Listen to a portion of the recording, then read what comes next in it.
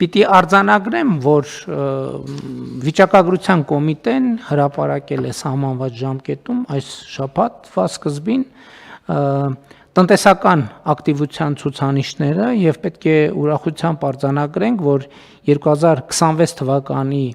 հունիսին 2025 թվականի հունիսի համեմատ տնտեսական ակտիվության ցուցանիշը աճել է 7.7%-ով, այսինքն մենք ունենք բավականին լավ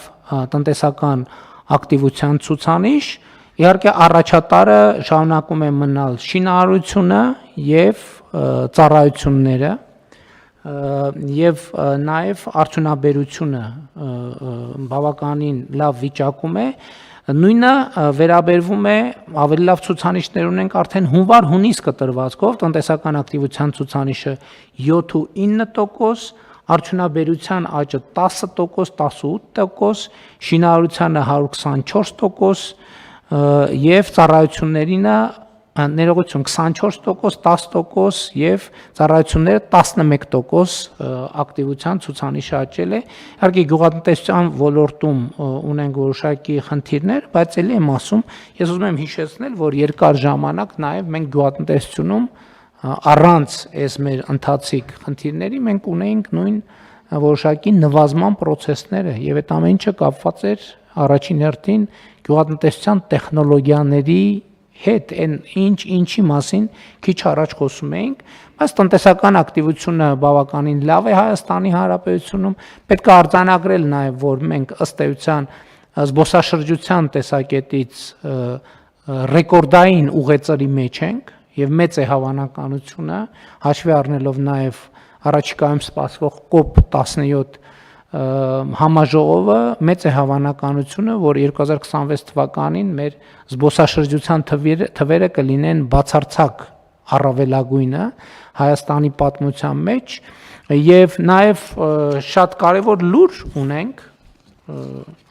որը երեք հրապարակվեց, իսկ լուրը հետեւյալն է, ես ամբողջությամբ կընթերցեմ. Moody's վարկանիշային գործակալությունը 2026 թվականի հուլիսի 28-ին կարևոր ամսաթիվը հրապարակել է Հայաստանի Հանրապետության սուվերեն վարկանիշի վերաբերյալ իր որոշումը, որով Հայաստանի սուվերեն վարկանիշի հեռանկարը վերանայվել է կայունից դրականի, իսկ երկարաժամկետ սուվերեն վարկանիշը վերահաստատվել է BA3 մակարդակում։ Moody's-ը վարկանիշի հեռանկարի փոփոխությունը պայմանավորում է հետևյալ հիմնական գործոններով. Աշխարհաքաղաքական եւ քաղաքական ռիսկերի նվազում, պայմանավորված Ադրբեջանի հետ լայնածավալ ռազմական բախման հավանականության նվազմամբ, Թուրքիայի հետ հարաբերությունների կարգավորման գործընթացով, արտաքին գործընկերների դիվերսիֆիկացմամբ եւ ներքաղաքական կայունությամբ։ Ինչարոց է շատ հետաքրքիր դիտարկում, փաստորեն մենք ներքաղաքական կայունություն ունենք, վրեքներս խաբար չկա, մինչդեռ միջնաժամկետ տնտեսական աճի բարելավված հեռանկարներ 2026-2027 թվականներին ակնկալվում է 5-ից 5.5% տնտեսական աճ, որը կպայմանավորվի ներքին պահանջարկի կայունությամբ, ներդրումների աճով, ծառայությունների ոլորտի շարունակական զարգացմամբ եւ պետական ծախսերի ընդլայնմամբ։ Տնտեսության կառուցվածքային ներուժի ուժեղացում, պայմանավորված ներդրումների աճով, հատկապես տեխնոլոգիական եւ ենթակառուցվածքային ոլորտում տնտեսության շարունակական դիվերսիֆիկացմամբ եւ արտադրողականության բարձրացման հեռանկարներով։ Հիմա այս ամեն ինչից ամենակարևորը հետեւյալն է։ Ես հիշում եմ 2018 թվականից ի վեր, իհարկե բացի հասկանալիորեն 2020 թվականը, երբ որ մենք արձանագրում էինք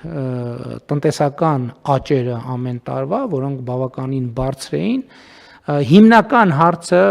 որ վերլուծաբանները, երբեմն քննադատները, բայց մենք էլ մեր քննարկումներում դրում էր հետեւյալը. դա այս տնտեսական աճերը ինչքանով են եւ այս ակտիվությունը ինչքանով է մեծացնում, ուժեղացնում մեր տնտեսության պոտենցիալը։ Որտեւ դա է ամենակարևորը, այսինքն եւ շատ կարեւոր է, որ միջազգային հեղինակավոր վարկանիշային ընկերությունը արդեն իսկ ինքը արձանագրում է, որ Հայաստանի տնտեսության ներուժը ուժեղացել է եւ սա կարեւոր արձանագրում է։ Բայց սա քաղաքական նարատիվի մասն է կամ ես ուզում եմ հասկանալ ինչ է նշանակում հեռանկարը վերանայվել է կայունից դրականի եւ ինչ է նշանակում BA3 կենտրոնական բանկի նախագահի տեղակալը գուցե համեցեք Շնորհակալություն պարոն վարչապետ նախ նշեմ որ Moody's-ից առաջ Fitch եւ Standard & Poor's ընկերությունները արդեն դրական էին դարձրել հեռանկարը Ներեք այդ երբ այս տարվա սկզբին ու ամռան սկզբին մեկը տարվա սկզբին հա երկուսն է բարձրացրել էին տարբեր օրացույցներ ունեն այդ ընկերությունները իրենց գործողությունների կատարման հեռանկարը դրական Այսինքն երեքի դեպքում էլ հեռանկարը դրական Այո հեռանկարը դրական դարձնը նշանակում է որ գործակալությունը դիտարկում է երկրի վարկանիշի բարձրացում ինքը ուսումնասիրում է մակրո թվերը այլ թվերի է նայում իսկ ինչ է նշանակում երկրի վարկանիշի բարձրացում Այսինքն մենք գիտենք ինչ է նշանակում կուսակցության կամ քաղաքական գործի վարկանիշի բարձրացում կամ իջեցում գործնականում դա իսկ երկրի վարկանիշի բարձրացում դա ինչ է նշանակում Պարոն վարչապետ սուվերեն վարկանիշը առաջին հերթին դա կառավարության վարկանիշն է եւ ֆինանսական կազմակերպությունները որ վարկավորում են Հայաստանի կառավարությանը ուշադրություն են դարձնում այդ վարկանիշին ինչքան վարկանիշը դա նշանակում է վարկանիշը ինչքան բարձր է Հայաստանի բիզնեսը եւ պետությունը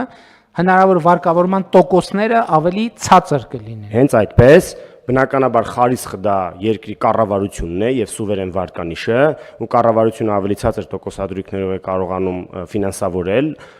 պարտքը դրանից ածանցված արդեն ֆինանսական կազմակերպությունները եւ իրական հատվածը։ Ներողություն եմ խնդրում, որովհետեւ մարդկանց հետ հաղորդակցության ժամանակ օրինակ մարդիկ շատ խոսում են բանկային տոկոսների մասին։ Բայց այդտեղ այդ process-ը պետք է հասկանալ, որ նաեւ մեր շատ բանկեր իրանք նաև ռեսուրսներ են ներգրավում միջազգային շուկայից եւ Հայաստանում վարկավորում են։ Այսինքն իրանք որոշակի տոկոսով դրսից վերցնում են եւ այդ տոկոսը, ինչպես դուք ասում եք, խարիսխային, այդ տոկոսի վրա շահույթի մարժա են ավելացնում եւ դրանով ձևավորում է եւ էլի գործոններով ձևավորում է մեր ներքին տոկոսը։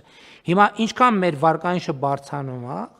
մեր սուվերեն վարկանիշը մեր խարիսխային բազային տոկոսը երկրի եւ կազմակերպությունների համար նվազում է, այդտեղ շանս է առաջանում, որպեսզի բիզնեսին եւ քաղաքացիներին տրվող տոկոսները ավելի ցածր լինեն եւ միջալոց առաջիկայում մենք նաեւ այս թեմայով կենտրոնական բանկի կառավարության դեռ պայմանավորվել ենք, որ էլի կաշխատենք։ Ճիշտ եմ մեկնաբան։ Այո, պարոն վարչապետ, բայց մի պարզաբանում մտցնեմ, ինչքան Հայաստանի վարկանիշը բարձր է, այնքան Հայաստանի տոկոսադրույքները ցածր են համեմատաբար միջազգային շուկայի տոկոսադրույքներին։ Այսինքն խարիսխը, գլոբալ խարիսխը դա Ամերիկայի Միացյալ Նահանգների տոկոսադրույքներն են, որոնք իրենց հերթին այս պայն մաքսիմալ պատմական բարձր մակարդակների վրա են։ Եթե ամերիկյան կառավարությունը ներգրավում է շուկայից այս պահին 4.5%-ով, այդքան բարձր է ներգրավում, որտեղ գլոբալ տոկոսադրույքները բարձր են տարբեր պատճառներում։ Հայաստանը ընդամենը մոտ 1.5-2% դրանից ավել է ներգրավում։ Դա պատմական փոքր թիվ է, որ մենք կարողանում ենք այդքան էժան ներգրավել։ Միջազգային տոկոսադրույքներից էլ ենք էլի մենք կախված, բայց մեր կոնկրետ երկրի առանձնահատուկ ռիսկը նվազագույն մակարդակների վրա է պատմական։ Ընտրեմ պարոն Պապյան։ Շնորհակալություն պարոն վարչապետ, նաև ավելեմ, որ գործակալությունը նաև ոչ միայն հեռանկարը դրական է գնահատել, այլ նաև նշել է